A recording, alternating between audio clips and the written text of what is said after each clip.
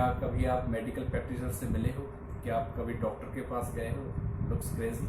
चलिए बात करते हैं कुछ मेडिकल प्रैक्टिशनर्स की और उनके रूट वर्ड्स की और उन रूट वर्ड से बनने वाले दूसरे वर्ड्स की। दोस्तों, ये एक अच्छी स्ट्रॉन्ग और लॉन्ग लास्टिंग वोकैबुलरी बनाने का एक तरीका है, आसान तरीका है। तो मेडिकल प्रैक्टिशनर्स की बात करते हैं। मेडिकल प्रैक्टिशनर्स में सबसे पहले बात करते हैं हम कार्डियोलॉजिस्ट की। कार्डियोलॉजिस्ट कौन होते हैं? Person who treats heart elements, जो दिल की बीमारियों का इलाज करते हैं, उसको बोलते हैं कार्डियोलॉजिस्ट। स्टूडेंट्स, कार्डियोलॉजिस्ट एक जिसका जो रूट है वो ग्रीक है। इसका रूट है कार्डिया, वो के से स्टार्ट होता है, और इसके साथ दूसरा वर्ड जुड़ा है आपका लोगोस, और इन दोनों से मिलकर बना है आपका कार्डियोलॉजी। देखो, कार्डियोलॉजी साइंस है और उसी से ही आपका नाउन बना है cardiologist. Cardiology a branch of science that deals with the heart elements, जो साइंस की एक ब्रांच है, ब्रांच ऑफ साइंस। ठीक है, तो कार्डिया का जैसे ही ग्रीक वर्ड है, के से स्टार्ट हुआ है, लेकिन जैसे ही इसको इंग्लिश में इंट्रोड्यूस किया गया तो इसका के चेंज कर दिया गया। उसकी जगह इंग्लिश में क्या बोलते हैं इसको? कार्डिया, सी से स्टार्ट होता है।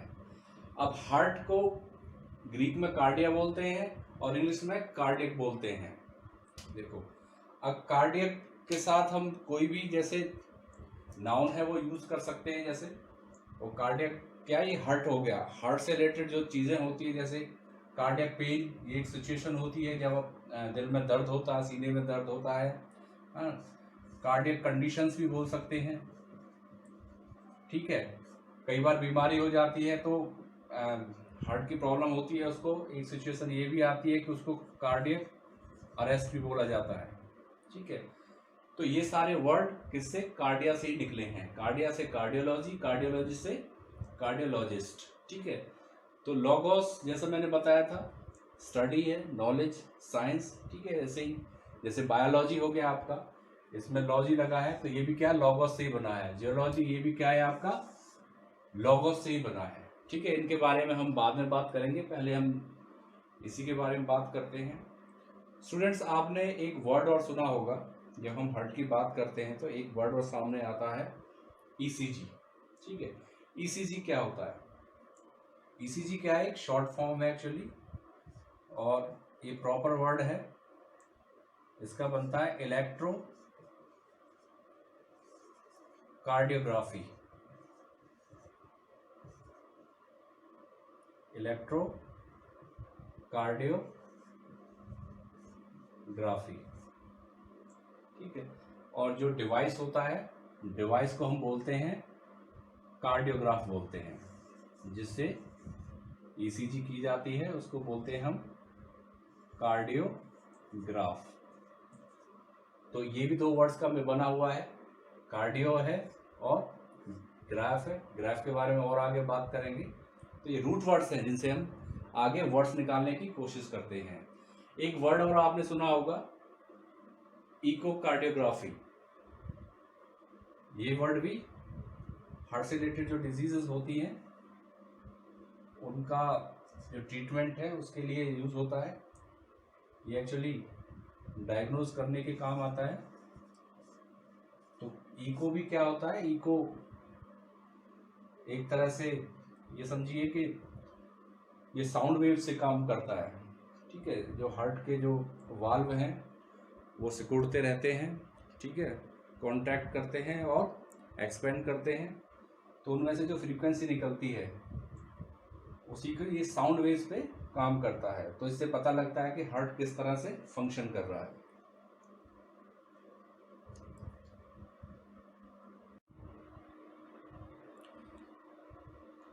कार्डियोलॉजिस्ट के बाद बात करते हैं हम हेमेटोलॉजिस्ट। हेमेटोलॉजिस्ट क्या होते हैं? ये भी एक मेडिकल प्रैक्टिशनर्स हैं who deals with the diseases of blood and blood forming tissues, यानी जो ब्लड से रिलेटेड जो इलनेस है और उनकी जो टिश्यूज़ जो होते हैं ब्लड फॉर्म में, जिनसे ब्लड पैदा होता है, बनता है, उनकी जितनी बीमारियां होती हैं उनके लिए हेमाटोलॉजिस्ट होते हैं। जब हम ब्लड टेस्ट कराते हैं, किसी पैथोलॉजी की लैब में जाते हैं, तो वहाँ जो टेस्ट करते हैं वो हेमाटोलॉजिस्ट ही होते हैं, जो उसको एनालिसिस करते हैं कि हमारे ब्लड के कंपोनेंट्स में क्या चीज़ घट रही है, क्या चीज़ बढ़ रही है। तो ये आपका जो वर्ड है हेमाटोलॉजिस्ट, ये बना है आपका हेमेटो से। हेमेटो भी एक ग्रीक वर्ड है जिसका मीनिंग है वो ब्लड होता है। और अगेन फिर वही वर्ड आपका आया है लोगोस, जो आपका कार्डियोलॉजी में आया था। ठीक है, लोगोस आपको पता है मीनिंग उसका, साइंस और नॉलेज के लिए वो यूज़ होता है। तो हेमेटोलॉजिस्ट वो मेडिकल प्रैक्टिशनर्स होते हैं जो ब्लड से रिलेटेड और ब्लड फॉर्मिंग टिश्यूज से रिलेटेड जो इलनेस है उनका ट्रीटमेंट करते हैं, उसको एनालिसिस करते हैं। देखिए, हेमेटो से ही दूसरा एक वर्ड बना है जिसको हैमरेज बोलते हैं। हैमरेज हम समझते हैं जैसे ब्रेन हैमरेज। हैमरेज एक्चुअली है क्या? Profuse bleeding from the raptured blood vessels. जो हमारे बॉडी के अंदर ब्लड वेसल्स होती हैं जिनमें से ब्लड का फ्लो होता है, वो कहीं से कट फट जाती है, तो वहाँ से बहुत ज़्यादा ब्लीडिंग होने लगती है। इसी को हैमरेज बोला जाता है। हैमरेज आपके बहुत तरह के होते हैं, क्योंकि पूरे बॉडी में हमारे वेसल्स होती है, जहाँ से जो वेसल्स कट फट जाती है वहीं हैमरेज शुरू हो जाता है। जैसे किडनी हैमरेज हो गया, ब्रेन हैमरेज हो गया। ठीक है, तो हैमरेज कई जगह आपका यूज हो जाता है। तो ये भी आपका उसी से बना है, हेमेटो से ही बना है, हैमरेज।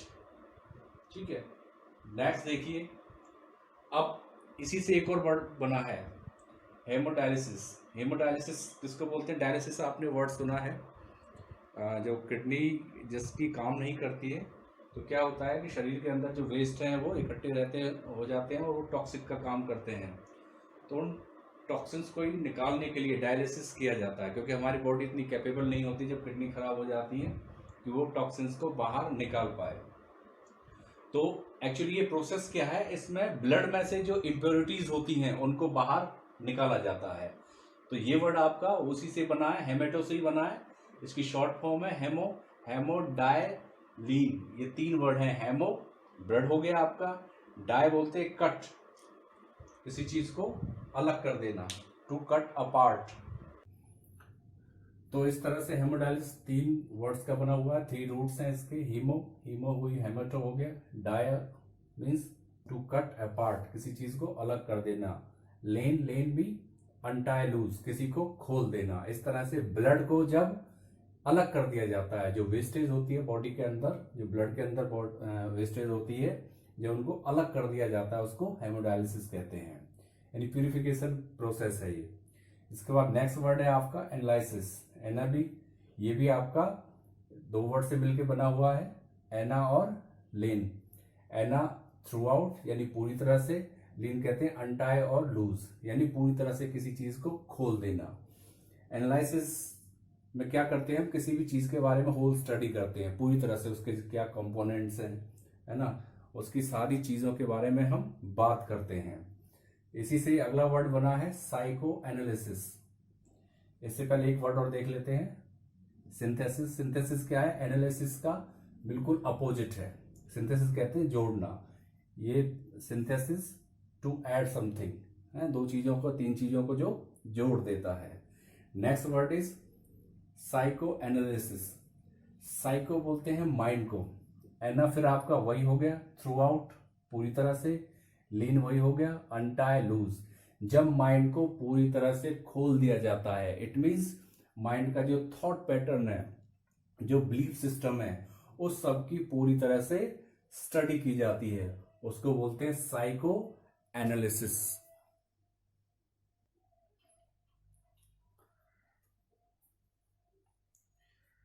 साइको एनालिसिस के बाद नेक्स्ट वर्ड पे चलते हैं, हीमोग्लोबिन। हीमोग्लोबिन एक तरह का प्रोटीन होता है, हीमोप्रोटीन, जो ग्लोबिन और हीमा से मिलकर बना हुआ है। तो ये भी, इसमें भी हीमोग्लोबिन, दो वर्ड हैं जिनको ऐड करके हीमोग्लोबिन बना गया है, दोनों प्रोटीन्स को ऐड करके बनाया गया है। इसका फंक्शन क्या होता है? It gives red blood cell structure and colour. Red blood cell जो हमारी बॉडी के अंदर होती हैं, उनका स्ट्रक्चर, उनकी जो फॉर्मेशन है वो और उसका कलर देता है ये। नेक्स्ट वर्ड पे चलते हैं। जब ब्लड की ही बात कर रहे हैं तो ब्लड के लिए एक और वर्ड है सैंग्विस। सैंग्विस एक लैटिन वर्ड है, ये एक लैटिन वर्ड है, ठीक है, जिसका मीनिंग होता है ब्लड, यानी red colour. Ready complexion means red colour. ये एक साइन होता है ऑप्टिमिज्म का, है। जब हम देखते हैं किसी का चेहरा देखते हैं, अगर पीला चेहरा होता है, येलोइश अगर उसका टेक्सचर होता है, तो हम कहते हैं ये कमजोर है ना, थोड़े ग्लूमी है, सैड है। तो पीलापन जो चेहरे का होता है वो उदासी को बताता है। लेकिन चेहरा अगर लाल है तो हम कहते हैं कि ये साइन ऑफ ऑप्टिमिज्म है, आशावादी है, और ये गुड हेल्थ के लिए माना जाता है कि अच्छा कलर है तो हेल्थ भी इसकी अच्छी है। तो इसी से ही आगे एक और वर्ड बनता है एडजेक्टिव, नाउन है सैंग्विन। अब गुड हेल्थ से ही इसको अगर आगे चलते हैं तो ये भी वही है, चीयरफुल। जिसकी हेल्थ अच्छी है, नेचुरल है, वो खुश रहता है, होपफुल रहता है और कॉन्फिडेंट रहता है, ठीक है। नेक्स्ट वर्ड चलते हैं सैंग्विनरी। अब इसी से एक और वर्ड बना है सैंग्विनरी। अब ब्लड की बात करें, सैंग्विनरी क्या है, एक ऐसी कंडीशन होती है जहां बहुत ज्यादा खून खराबा होता है, ब्लड बात जिसको बोलते हैं। Involve a lot of blood in war like condition, जैसे युद्ध वगैरह होते हैं उनमें जो बहुत ज्यादा खून खराबा होता है, या फिर जो वैम्पायर मूवीज हैं, घोस्ट मूवीज हैं, है ना, उनमें क्या होता है, बहुत ज्यादा ब्लड शेड होता है, तो उसको सैंग्विनरी बोलते हैं। अब सैंग्विनरी के बाद आगे चलते हैं, एक और वर्ड है गौर। गौर भी ब्लड के लिए यूज होता है, ठीक है। और इससे जो वर्ड बनता है, एडजेक्टिव बनता है, वो गौरी बनता है। गौरी भी क्या है, ब्लड शेड के लिए यूज होता है, बहुत ज्यादा खून खराबे के लिए ये यूज होता है। जैसे हम यूज करें इसको तो गौरी कन्फ्लिक्ट, यानी युद्ध, ऐसा युद्ध जिसमें बहुत ज्यादा खून खराबा होता है। तो ये थे हमने जो ब्लड के ऊपर बात की, ब्लड से रिलेटेड टॉपिक थे और उससे रिलेटेड जो वर्ड्स हैं डिफरेंट रूट से जो बने हुए थे। तो नेक्स्ट चलते हैं। अब एक और वर्ड आपका आता है स्फिग्मोमैनोमीटर। देखिए कितना बड़ा वर्ड है, 16 अल्फाबेट से मिलके बना है। ये दिखने में बड़ा है, लेकिन अगर हम इसके फॉर्मेशन को देखें तो इसका फॉर्मेशन भी कई रूट से मिलके बना है। इसमें स्फिग्मोज है, इसमें मैनो है, इसमें मीटर है। तो स्फिग्मोज कहते हैं पल्स को,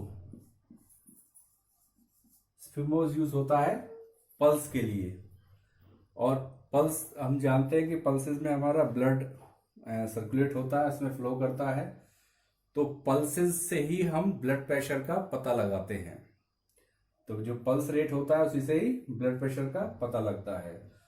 तो एक तरह का इंस्ट्रूमेंट है स्फिग्मोमैनोमीटर, जो पल्स के जरिए हमारे ब्लड प्रेशर को बताता है। मैनोमीटर वही है, ये प्रेशर को बताता है। जो लिक्विड और गैस का, ये जो सेमी गैस और सेमी लिक्विड होते हैं, जैसे आपके वेपर्स होते हैं, ना पूरी तरह से लिक्विड होता है ना पूरी तरह से गैस होता है, तो उनके प्रेशर को भी बताता है मैनोमीटर। उसके लिए वर्ड यूज किया जाता है। मीटर कहते हैं मेजरमेंट।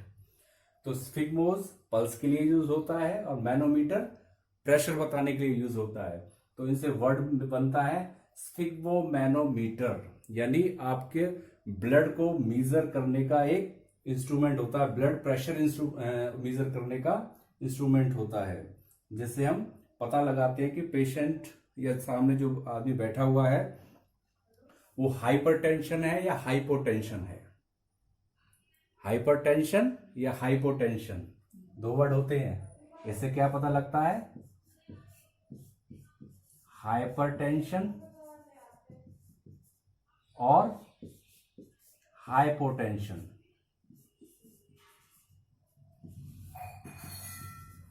हाइपरटेंशन कहते हैं जब ब्लड प्रेशर ज्यादा होता है, बढ़ा हुआ होता है। हाइपर कहते हैं ज्यादा, हाइपर का मतलब होता है एक्सेस, ज्यादा, और हाइपो का मतलब होता है लेस, यानी कम। हाइपरटेंशन जब आपका ब्लड प्रेशर ज्यादा होता है, जो नॉर्मल जो रेंज मानी जाती है 80 और 120 मानी जाती है, लेकिन जब 120 को क्रॉस कर जाता है अपर लिमिट, और जो लोअर लिमिट है 80 उसको भी क्रॉस कर जाता है, तो हाइपरटेंशन माना जाता है। अगर उससे नीचे चला जाता है तो हाइपोटेंशन। तो हाइपोटेंशन हम किससे नापते हैं? स्फिग्मोमैनोमीटर से नापते हैं। ठीक है, नेक्स्ट पे चलते हैं ग्लूकोमीटर। अब मीटर से ही हमने एक और वर्ड निकाला, मीटर मतलब मीजर जिससे करते हैं, ऐसा इंस्ट्रूमेंट जिससे मीजर किया जाता है। ग्लूको यानी ब्लड के अंदर ग्लूकोज की क्वांटिटी कितनी है, कितना अमाउंट है हमारे ब्लड के अंदर ग्लूकोज का, इसको ग्लूकोमीटर से ही नापा जाता है। तो ये वर्ड भी आपका मेडिकल टर्म है जो मेडिकल प्रैक्टिशनर्स यूज किया करते हैं। जब हम मीटर की बात कर रहे हैं तो नेक्स्ट वर्ड देखते हैं बैरोमीटर। बैरोमीटर भी दो वर्ड से मिलके बना है, बैरोस और मेट्रोस। मेट्रोस वही जो मीटर है आपका, बैरोस वेट के लिए यूज होता है और मेट्रोस मीटर के लिए। तो वेट ये माना जाता है कि जो हमारा एटमॉस्फेयर है उसका कुछ वेट होता है, जो हम धरती पे खड़े हैं तो हमारे ऊपर हमेशा 24 घंटे कोई ना कोई वेट होता है जिसको हम एटमॉस्फेरिक प्रेशर कहते हैं। तो बैरोमीटर उसी को ही नापने का काम कर रहा है, जो एटमॉस्फेयर का जो प्रेशर होता है। इसी से पता लगता है कि किसी जगह की ऊंचाई कितनी है, बैरोमीटर से ही ज्यादा पता लगता है। तो उसको नापने का तरीका है, प्रेशर को नापते हैं। An instrument to measure atmospheric pressure. तो एटमॉस्फेयर के प्रेशर को नापने का एक इंस्ट्रूमेंट है। नेक्स्ट वर्ड मीटर से बना है आपका हाइड्रोमीटर। हाइड्रो जैसा आपको पता है वाटर को बोलते हैं। जैसे हाइड्रो से बहुत सारे वर्ड्स बने हुए हैं, जैसे हाइड्रो प्रोजेक्ट हो गया, हाइड्रो इलेक्ट्रिसिटी प्रोजेक्ट हो गया। तो ये सब हाइड्रो से बने हैं, वाटर से बने हैं। तो हाइड्रोमीटर का काम क्या होता है कि ये डेंसिटी देखता है किसी भी लिक्विड के अंदर, उसकी डेंसिटी कहते हैं कि उसका घनत्व कितना है, उसकी थिकनेस कितनी है, उसको देखा जाता है। नेक्स्ट वर्ड इसी से बना है आपका पैडोमीटर। पैडोस को बोलते हैं, पैडोस यानी फुट है, पैरों को, जो कदमों को नापने का। आजकल हम देखते हैं कि एंड्रॉयड हो या आईफोन हो, उसमें सब में क्या होता है कि ये पैडोमीटर दिए हुए हैं, एप्स दिए हुई होती चलते हैं, वो पता लगा लेते हैं हम कितने कदम चले हैं। ठीक है, तो पैडोमीटर, पैडोस यानी फुट, मीटर्स तो उनको मीजर का जो काम करता है, हमारे कदम जो नापने का काम करता है। नेक्स्ट वर्ड आता है आपका पेरीमीटर। पेरी कहते हैं अराउंड, चारों तरफ। जब हम किसी चीज की चारों तरफ की परिधि को नापते हैं, जैसे मान लो कोई सर्कल हो गया, ठीक है, यहां से चले और घूम के आए और यहां तक अगर हमने नाप लिया तो इसको क्या बोलते हैं हम? पेरीमीटर बोलते हैं। यानी अराउंड, यानी चारों तरफ से जो नपाई होती है, मेजरमेंट होता है, उसको पेरीमीटर बोला जाता है।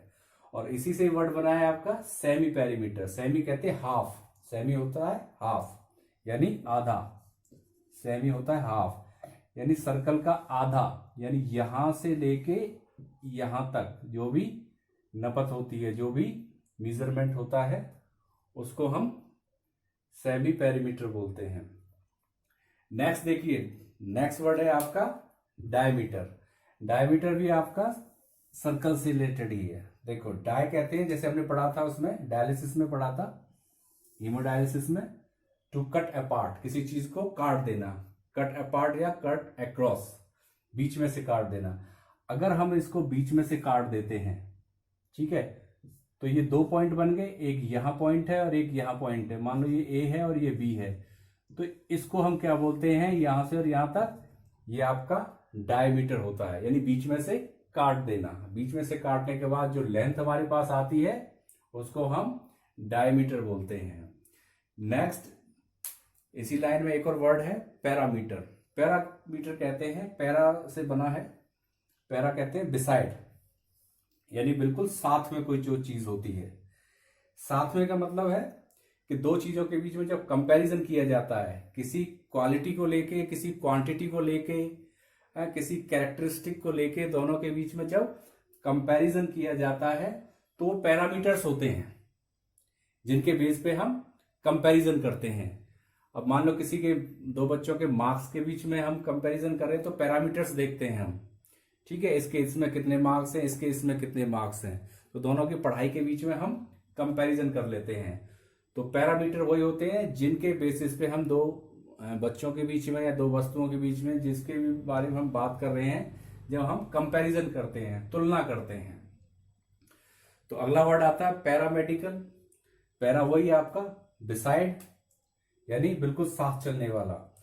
तो मेडिकल वर्ड होता है उनके लिए जो मेडिकल प्रैक्टिशनर्स होते हैं, लेकिन वो अकेले काम नहीं करते हैं। मेडिकल प्रैक्टिशनर्स कभी अकेले काम नहीं करते हैं, उनके साथ बिसाइड देम कुछ और भी पर्सनल होते हैं जिनको हम पैरामेडिकल बोलते हैं, जैसे नर्सेज हो गए, स्टाफ बॉय हो गया जैसे, और भी बहुत सारे होते हैं जो टेस्टिंग वगैरह करते हैं, वार्ड बॉय हो गया। तो बहुत सारे लोग होते हैं जो मेडिकल फैसिलिटीज को, मेडिकल सेटअप्स को चलाते हैं। तो डॉक्टर्स के अलावा, जो डॉक्टर्स हैं उनके अलावा जो भी लोग होते हैं उनको पैरामेडिकल स्टाफ बोला जाता है, पैरामेडिक्स बोलते हैं, पैरामेडिक्स भी बोलते हैं उनको।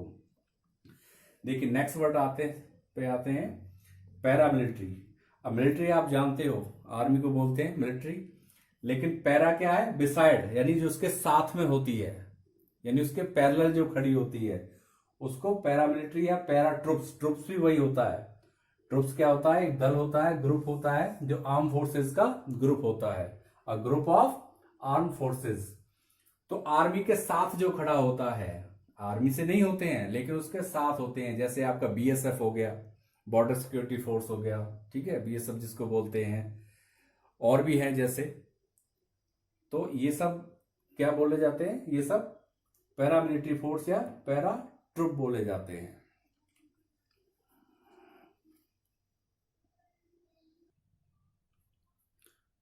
अब देखिए नेक्स्ट वर्ड पैरामाउंट। अब पैरामाउंट वर्ड को देख के मुझे लगता है कि इसका मीनिंग आप खुद निकाल सकते हो। अब याद करो पैरा क्या होता है? पैरा क्या होता है? पैरा मीन्स बिसाइड, यानी कोई चीज साथ में होती है।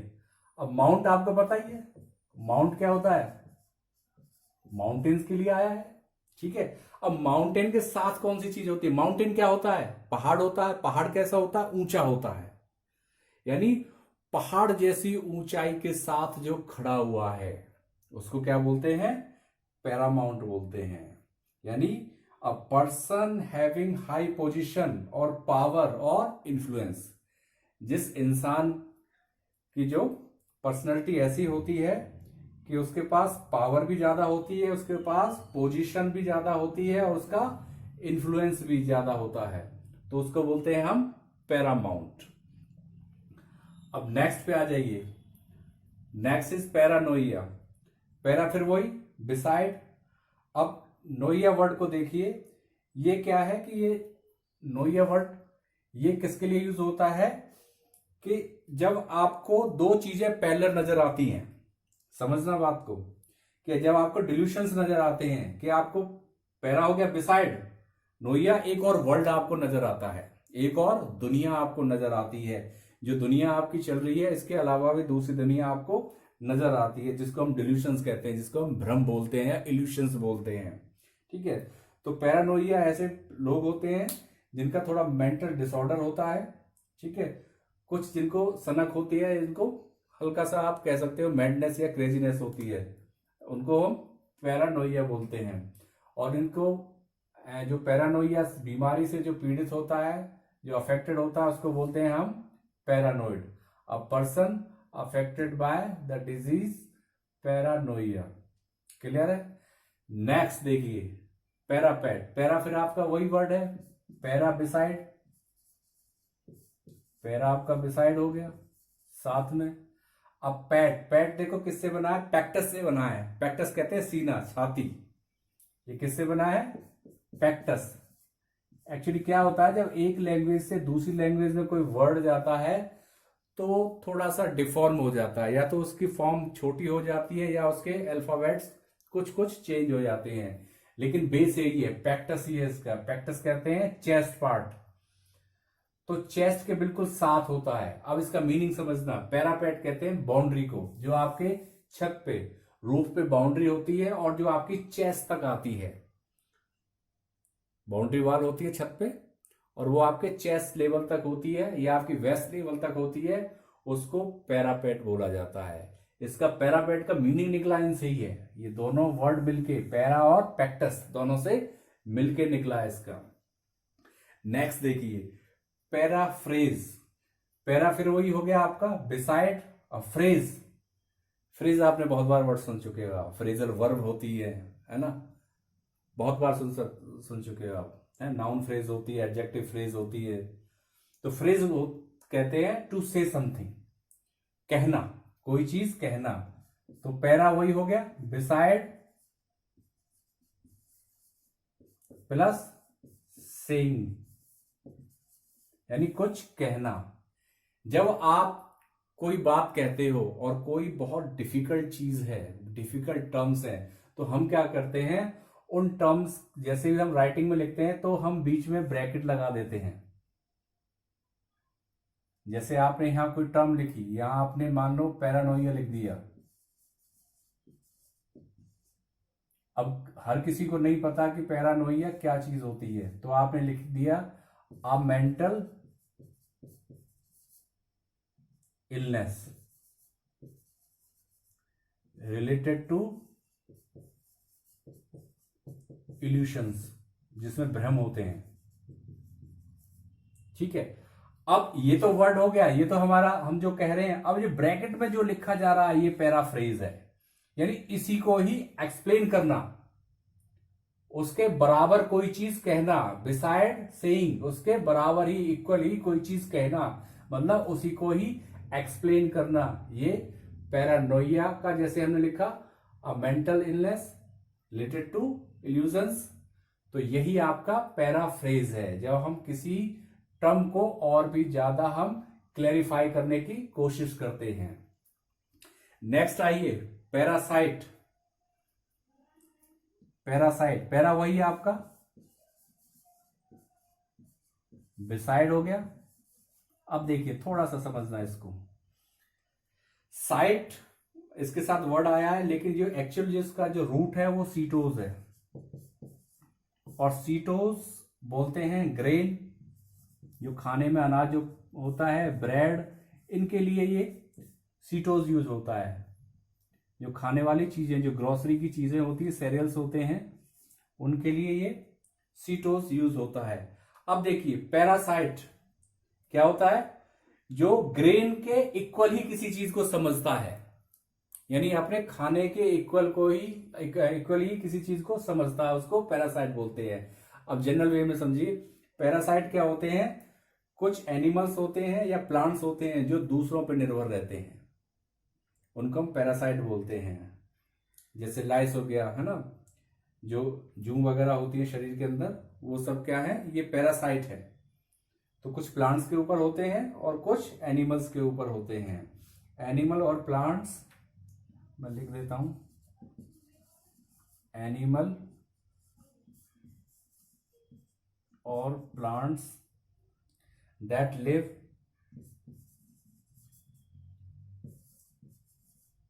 और depend on others animals and plants. ठीक है, तो उसको क्या बोलते हैं, पैरासाइट बोलते हैं। तो इस तरह से हमने कितने वर्ड पढ़े हैं, तो हमने मोर देन 30 वर्ड्स पढ़े हैं। हमने स्टार्ट किया है कार्डियोलॉजिस्ट से, हमने कार्डियोलॉजी पढ़ी है, हमने कार्डियक पढ़ा है, कार्डियक से रिलेटेड जो वर्ड होते हैं, जैसे कार्डियक अरेस्ट हो गया, कार्डियक कंडीशंस हो गई, ईसीजी की फुल फॉर्म है कैसे बना है, कार्डियोग्राफ किसको बोलते हैं, इकोकार्डियोग्राफी किसको बोलते हैं। इसके बाद हमने ब्लड से रिलेटेड चीज़ें पढ़ी, हेमेटोलॉजिस्ट किसको बोला जाता है, किससे इसकी फॉर्मेशन हुई है, हेमरेज क्या चीज़ होती है, हेमोडायलिसिस क्या चीज़ होती है, एनालिसिस किसको बोलते हैं, सिंथेसिस किसको बोलते हैं, साइको एनालिसिस किसको बोलते हैं, होमोग्लोबिन क्या होता है, सैंग्विस जो ब्लड का ही एक वर्ड है, रूट वर्ड है, उससे कौन कौन से वर्ड बने हैं, सैंग्विन बना है, सैंग्विनरी बन रहा है, और इन्हीं का ही जो सिनोनिम है गौर और गौरी वर्ड्स निकले हैं। फिर हमने एक इंस्ट्रूमेंट की बात की थी, स्फिग्मोमैनोमीटर जिसको बोला जाता है, जो ब्लड प्रेशर मेजरिंग एक इंस्ट्रूमेंट होता है। ठीक है, हमने बात की हाइपरटेंशन की और हाइपोटेंशन की। ठीक है, इसके बाद बात की हमने मीटर से रिलेटेड जो वर्ड बनते हैं, जैसे ग्लूकोमीटर हो गया, बैरोमीटर हो गया, हाइड्रोमीटर हो गया, है ना, pedometer, perimeter, semi perimeter, diameter, parameter, तो काफ़ी सारे वर्ड्स पढ़े। फिर हमें वर्ड मिला एक पैरा, तो पैरा से हमने कई वर्ड पढ़े, जैसे पैरामेडिकल हो गया, पैरामिलिट्री हो गया, पैरा ट्रुप्स हो गया, पैरामाउंट हो गया, पैरानोइया, पैरानोइड, पैरापेट, पैराफ्रेज और पैरासाइट।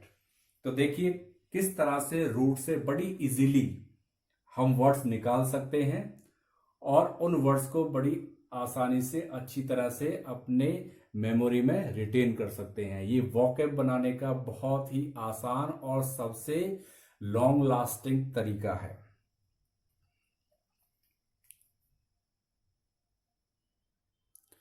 अगर आप और भी वर्ड्स आप देखना चाहते हो, सीखना चाहते हो, तो मेरे साथ जुड़िए रहिए, क्योंकि एक वीडियो में मैं 25 to 30 वर्ड्स और मोर देन 30 वर्ड्स में उसमें आपको एक्सप्लेन करके बताऊंगा, उनके रूट्स बताऊंगा और उनसे कौन कौन से दूसरे वर्ड्स बनते हैं मैं वो आपको वो भी बताऊंगा। तो मेरा दावा है ये कि अगर आप मेरे साथ जुड़े रहोगे तो हजारों वर्ड्स मैं आपके वोकैब में इंक्लूड कर दूंगा, और वो वर्ड ऐसे होंगे, बहुत स्ट्रॉन्ग वर्ड्स होंगे जो आपके बहुत ज़्यादा यूज होते हैं और जिनसे को देख के आप बहुत ज़्यादा कंफ्यूज भी होते हैं। So thank you for watching this video.